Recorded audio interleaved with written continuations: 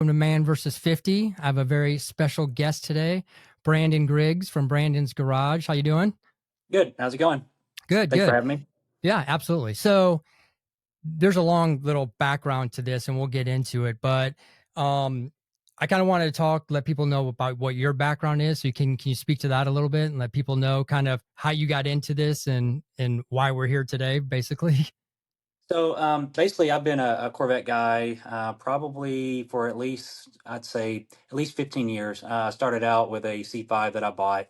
I did a LS7 swap on it. So I've been modifying basically Corvettes for a long time. I also had a C4 prior to that in my early 20s, to which modified it. It was one of those things where did a lot of like drag racing, those kind of things. So my background is basically buying Corvettes, doing modifications to them myself, as a consumer, as a individual, and just kind of learning as I go. As far as my actual job profession, I'm a nurse practitioner by trade. That's what I Okay. do as a career.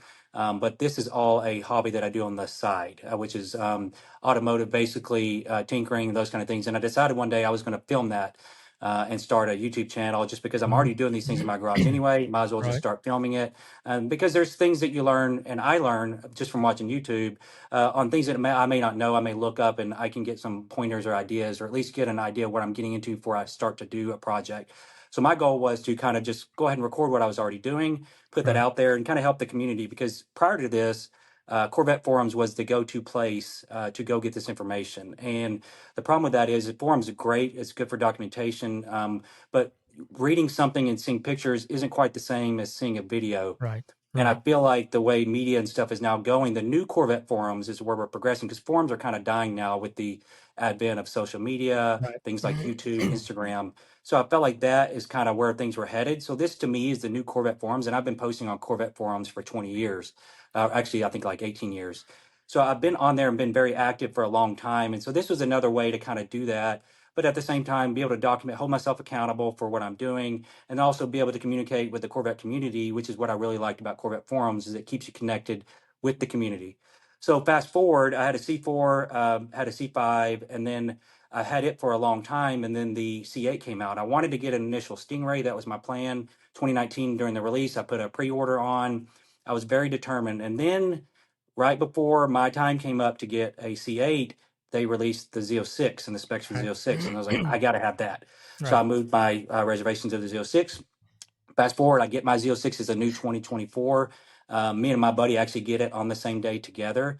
And since then, this has been kind of my journey, which has been kind of a focus that I've had here recently because it's more like an obsession, is to getting into the C8 Z06, the platform, the modifications, what you can do, what you can't do, what makes power, what doesn't make power. So I've kind of gotten a little obsessed with that. And since then, I've been pretty much throwing things at my car to see what it would do and what would make it quicker, just because that's just my, it's something I do as a hobby, something I do for fun. And so that's kind of what got me to where I am today. Pretty much anything I could do to the car, I've tried to do that would increase its performance. Now, not all things do increase performance, some things don't. And those are things I've learned along the way. But I feel like I have a good knowledge base, at least as a consumer, as an individual, not being with a company or having ties to a company, Right. to be able to have an independent review and at least a hands-on experience as to what these mods do or don't do, how difficult they are to install, what the cost is, and then whether or not it's something that I feel like someone else should do or not do. So that's kind of the background for me. Right. And that's very interesting because I was never an American sports car guy. So I had R8s and I had a Huracan and great cars, amazing. They all have something you want to fix, right? So when the C8 came out, I fell in love with it. I'm just like, every time I saw one, I would have to take a second look. What is that? Is it a Ferrari or is it a C8? Because it was just so beautiful. And so I got a Stingray at first. I got the 70th anniversary Stingray. And I'm like, loved it. Carbon flash metallic. It was beautiful. I did some aesthetic things to it. I put like a new exhaust on it, new rims, things like that. And then the Z06 came out. And I was just like, it's the same. It's not that big of a deal. I'm just going to keep the Stingray. Don't need it.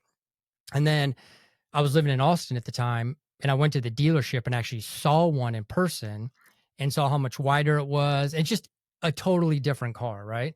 And it was just beautiful, and I had to have one. But unfortunately, these dealers were charging so much over MSRP for it. I couldn't get one. I was just crazy, like, 50,000 over. So I moved back. When I moved back to the Woodlands, one came open at a dealership and they were only asking 15 over for it. And I was able to get an amazing price for my Stingray. So it just made sense. And even when I went there, so my Stingray was carbon flash metallic, my Z06 2024 was carbon flash metallic. And I pulled up and I was like, do I really want to do this? And then I drove it and it was game over. I mean, it was just such an amazing car. The sound was amazing. Everything about it was just, it wasn't, people were like, oh, it's not the same car. It's totally different. And fast forward, I did some things to my car. I'm not going to tune my car. I'm not going to get that elaborate with it. I don't want to void the warranty or do anything crazy like that. But I did want some modifications. And I went to the Corvette Museum with Corey from Paragon. He was taking delivery of his E-Ray, and I was there. And at the time, you and I are like polar opposites. I know nothing about the engines. I just like fast cars. And we were talking, and he's like, well, there's this Eventuri cold air intake, and you got to pair it up with throttle bodies, and their Solar 91s are what you have to get, right? So I'm just going off, guy from Paragon is telling me what to get. It's just, I have to do it, right? That's just what I thought I had to do, right? Because he's telling me what to do. I had to go and really look up what exactly throttle bodies did and stuff like that. That's how much I didn't know about it. And so again, just plain and simple vanilla kind of not vanilla, but the basic install, right? So when I sold my 2024, had regrets, I was very fortunate to be able to get a 2025 Seawolf Gray. I really wanted the Seawolf Gray because it's the last year they're making that color. And I wanted to build the same setup. So ordered the Eventuri, I ordered the Solar 91s, and then I watched your video. And watching your video threw a wrench in all of this. Like it really confused me. And I think I'm probably more like the normal Corvette owner who really isn't like you, who, so much about this. And I'm just like, help me understand what is the best route. And, you doing your tests and on your videos, it really helped me to understand it a lot better, but also confused me because like, what should I do? Everybody runs these 91s. That must be what I should do. So this sent me down a rabbit hole. And since then, since watching your video, I've interviewed Mike Cabrera from Solar 91. I've interviewed Tony Mayo from Mayo Motorsports, and now with you. So I'm doing like a 4-part series, a video of just me. We're talking about that came out today about everything about these throttle bodies that I'm learning. The next one's going to be part 2 with Mike from Solar because I wanted his opinion and his thought process. And then I did a video with Tony and got his feedback and what his theories are. And now you. And there might be 1 or 2 more after this, but I know you explain like in the video that you kind of have an invested interest in the Mamos, but at the same time, to me, it doesn't really matter because at the end of the day, the numbers are the numbers. And what you were able to find and what you uncovered really became very interesting to me. And I have the OEM throttle body here because I did go ahead and move forward with the Mamos and have them installed on my Z06. I actually returned the Solars. They are coming out with a 92 Solar. I don't know if you know that, but by Oh, the I end didn't of know that. by the end of the year, there is a 92, and we talk about that. Mike talks about that in the video that there will be a 92. I don't know the specs on it. I don't know the specifics, but at that point, what I might do, because I did run the 91s before, so this isn't me just, hey, I'm just going to do the Mamos and forget everything. I did run the 91s on my 2024 Z06. Now I'm running the Mamos. And maybe when the 92s come out, I'll swap over just to see what I'm feeling is the difference, right? I wanted you to come on and talk about that video and talk about some of the things that you found and some of the results that Tony sent you, but also you did some dyno tests too. Yeah, so basically, I'll start with kind of how my relationship kind of started with Tony. So after I had the Solar 87s were one of the first mods that I did for my car. I did the throttle controller. At that time, the only thing that was out were the Solar 87s, and I put them on my car. And to me, just from a throttle response perspective, I could tell the car was already better with the Solar 87, especially with the throttle control. And I did those at separate times so I could tell the difference between the two. And I knew the 87s were good. So I already knew that the throttle bodies were kind of where I was at. My question was looking at them, is there more that could be done here? And going back to the Corvette forum, like what we talked about earlier, Tony Mamo's name had been on there a long time. I'd never spoken to him. I'd read threads about LS7 world and the LS world. He's very very big as an airflow guy for head porting, throttle body porting, all those kind of things. So I'd already heard of him. I never interacted with him.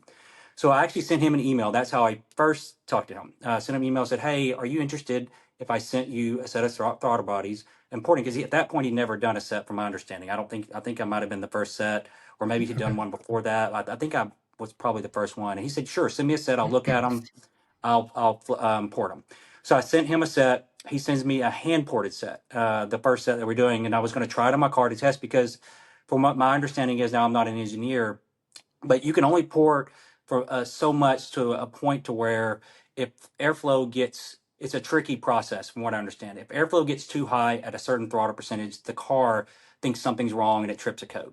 So that's why they kind of have to be tested, as to see at those part throttle inputs, is it going to flow too much air? And if it does, is it going to trick a code on the car? And we didn't really know those parameters because the computer is not unlocked yet. So it was a kind of a guessing game as to how much you could port. So he sends me the first set, says, "Hey, they were considered, we'll just call them the high flow 30s, which were his initial ones, which are hand ported." So I put those on my car after the 87s, and I could tell a big difference. Seat of the pants, I could. Right. I also, during this time, I was doing 60 to 130 pulls, quarter mile testing. I've done tons and tons and tons, and I was seeing an increase in my 6130 times. So I was like, okay, these seem to be performing better. I'm feeling it, seat of pants. I like these. So I want to see, and he talked about maybe implementing a CNC program to kind of like further, speed up the process of, obviously, and keep the QC part of everything, throttle body, being the same, to where Right. there's not a difference between the two. Because when you hand port, there's going to be variations. CNCs should be very specific. And so I learned a lot by doing this process. And so basically, I initially purchased the first set. I got those. I love them. I'm like, hey, let's try, see if I can go more. I want to make more power. My goal is I want to make my car the fastest Z06 I can, because I'm kind of a drag racer by nature. That's what I've always done. So I'm like, send me a set that's got more porting done to them. And so that's kind of how the process started. I see. And so I got multiple sets of different throttle bodies to test on my car. So I've had probably at least 5 different sets of throttle bodies on the car to kind of and I don't just go drive one drive. I usually try to do at least 400 or 500 miles to kind of get a good, accurate representation, so the car kind of learns the fuel trims, and I can kind of see where I'm at. Now, a lot of this stuff is subjective, obviously. It's seat of the pants, but I feel like I'm very in tune with my car based on doing these modifications and doing the drag pulls. So to answer your question, so at that time, right around then, the 91s came out. And this was after I had gotten the first set of Mamos. So I'm like, I'm excited at this point, because I'm like, oh, great. There's a better product, a higher flowing product, 91 millimeters. That's even better. I'm going to buy those and try those out, because I'm only going to run what makes the most power, because that's Right. ultimately my goal. Right. So if I get these 91s, they feel better, they make more power, the car's faster, I'm running the 91s.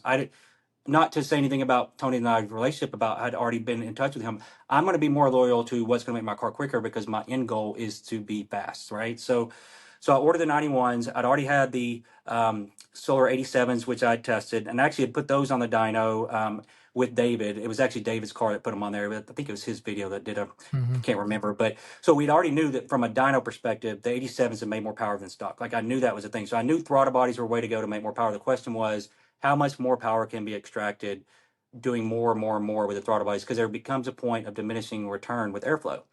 So I had the 87s. I swapped the Mamos on. I test them. I'm like, oh, these are great. I love them. I'm getting multiple sets. I'm trying them. No issues with them. I like the fact that they were stock units. I get the 91s. These are very interesting. The way they did the blades. I like the way they cut them. I liked a lot of the things that I saw when I got the 91s. So I put them on the car. I drove them. They worked great for my 6130 times. I didn't really see like a huge like change as far as like from baseline. Obviously there was an increase, but as far as for what I'd already been running, which were the Mamos, I didn't really see a 60 to 130 change. It seemed to be kind of where we were. And so I knew they seemed to be performing pretty equivalent for the most part. But what I didn't personally care for is the throttle input at low throttle percentages. Now, could have all been seat of the pants. When I would put the throttle 10, 20, 30%, or even 40%, like I was going to pass a car, I felt like the momentum that was gained from those throttle inputs seemed to be more with the Mamos for whatever reason. So then I'm like, why?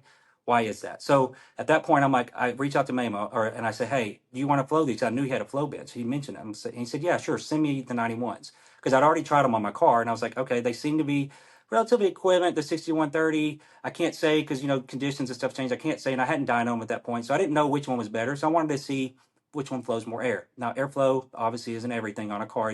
There's point of diminishing returns. You can't just put a giant throttle body and Right. expect the car to make more power. So I sent him those and he flowed them and then he sent me the results. And then that's kind of what started the whole thing with solar Mamo. And that's what started the preface for this video that I did for the solar versus Mamo is once I got that data from Tony, I had him sit next to me. I said, I'm going to take them apart. Now, actually, I had not taken them apart up until that point to see what was inside the guts. Tony informed me, he said, hey, I pulled these apart. I think this is the non-OEM core. I had no idea at that point. And then I Right. pulled mine apart. I'm like, okay, yeah, it definitely, this looks like it's not OEM. And so I started to notice some differences there. And then measured the blade. I'm like, okay, the blade's 87. It's not 91. So the blades are the same between the 87s, the Mamos, and the 91s. So they're kind of equivalent, other than per name. And so I had a little bit of concern at that point as to which throttle body was going to be the best. And so some questions were asked. All it was I was asking questions because, like I said, I'm a consumer by nature. I want to go fast.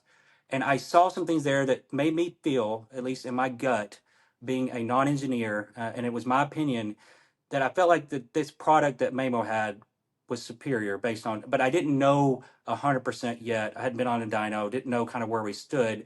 I was seeing some trends in some of my 6130 times with some of the CNC set that I'd gotten from Mamo. I was Hmm. seeing some trends that we were kind of heading maybe a little bit better in the performance direction, but all that's subjective. It's all due conditions. So I can't say 100%, but I do know seat of the pants, which is completely subjective. I felt like the Mamo was a better product. I liked the way the car drove better with those on the car. And so that's kind of where that video kind of came to be. That's kind of how it came to be is I wanted to kind of, nobody at that point, as far as I know, even knew that Mamo was doing throttle bodies for the C8 Z06 because Mamo is an old school guy. He's an airflow guy by trade. He's been doing this for I don't know how many years, at least Right. 30. And so it was a question of you have this ongoing thing between you have engineers and you have airflow guys, and I'm a little old school. My grandfather was old school. I've ported heads in the past. I'd sent heads to be ported. My grandfather ported heads. And all the stuff I did was just kind of just mucking around. It had no idea what I was doing. But the professionals, the guys that truly understood the airflow, that had the flow benches, they could always get numbers out of the heads that could be duplicated and show better times at the track. So I had a a preference towards the airflow guys, which is what Mamo is. And so just from talking to him, and I dealt with solar up until that point too. I'd purchased items from them. I'd had no issues. They've been great in communication. Their products arrived just as described. No check engine lights. No problems with the car at all. My only thing was is I just felt like what I was seeing from his stuff was at that time a little better as far as the quality of the product, things that I was seeing, the way it felt in the car. I preferred it myself. So that's where that video kind of come to be is I took them apart, wanted to show those things because to me, I felt like from a marketing perspective, everybody has different opinions, but I just wanted to kind of get that out there that 91 millimeter truly wasn't 91 millimeter because the blade side was the same. Right. And so Right. I think that created a lot of controversy when that came out and in hindsight, after doing the video, I could have worded things a lot better. I think the way I worded things in the video may not have been the most professional way. And some things, if I could go back, I would do differently is I would have reached out to Solar before posting the video and saying, hey, here's what I found. Here's what I see on the throttle bodies. Can you explain this to me? Like, why does this core look different? Why did you choose this? I should have reached out to them and said, hey, explain this to me. I think things would have been a lot different had I done that, but I released the video without talking to them. That was a mistake on my part because I feel like in all fairness, if I had to do it over, I would have gone to both sides. So obviously that creates a form of bias because I didn't at that point hear Solar side of the story as to why this core is different, why it's not a 91 millimeter blade, and why some of the things on the internals of the throttle body were different as far as from a sensor standpoint and the way that they made that throttle body. I didn't understand that as a non-engineer. So looking at it as a non-engineer, a layman, I had concerns. I voiced those in the video. It caused a whole eruption of comments, of a whole forum post that's like 9 pages long, lots of debate. It was a whole Mayo solar thing, kind of. It almost caused like what you would call an online war, so to speak. Right. And I was kind of at the front line of that. Unbeknownst to me, I didn't realize what was going to happen from that. So anyway, so that's kind of where that kind of led to. Well, and some of the stuff, and correct me if I'm wrong, but just again, you're so much more advanced than I am. But looking at it and watching it, if I'm understanding you correctly, the results from Tony that the 87s actually outperformed the 91s. Yeah, now on his flow bench, yes. When we Okay. put them on the dyno, they were equivalent, basically Okay. within a half a horsepower of each other and half a torque. Okay. So for that reason, I would call them on the dyno, they were equivalent. So they were non-inferior. That's how I would describe the two. Now, the Mamos were 100% made more power than the 87s. Between the 91s, they were equivalent from a power perspective. That being said, so those, you take that out of the equation, then it comes down to the flow numbers and the part throttle input, because that is a big thing too. Because of the design of the throttle body, you can look at them and tell they're not going to flow the same. You showed Right. them in your first video. Right. You can put them up next to each other, they don't look the same, so you know they're not going to perform the same. Now when the throttle shaft is 80% or 100%, it seems like the motor likes what it sees, and it makes about the same amount of horsepower depending on either one you have on the car. So I think they're equivalent from that perspective. But I have a theory. Now, this is just a theory of mine as to why the numbers are the same. But the flow numbers were higher on the Mamos. And I have a theory onto that. Now, this is a complete layman's theory. My theory is the car can't utilize extra flow at this point in time. It's hit a max amount of flow that the car can take. That later on, when we're able to increase RPMs, when we are able to add more modifications, increase airflow, when the engine needs more airflow, I think that's when this horsepower being the same between the two, torque being the same between the two, that's when it's going to kind of separate a little bit.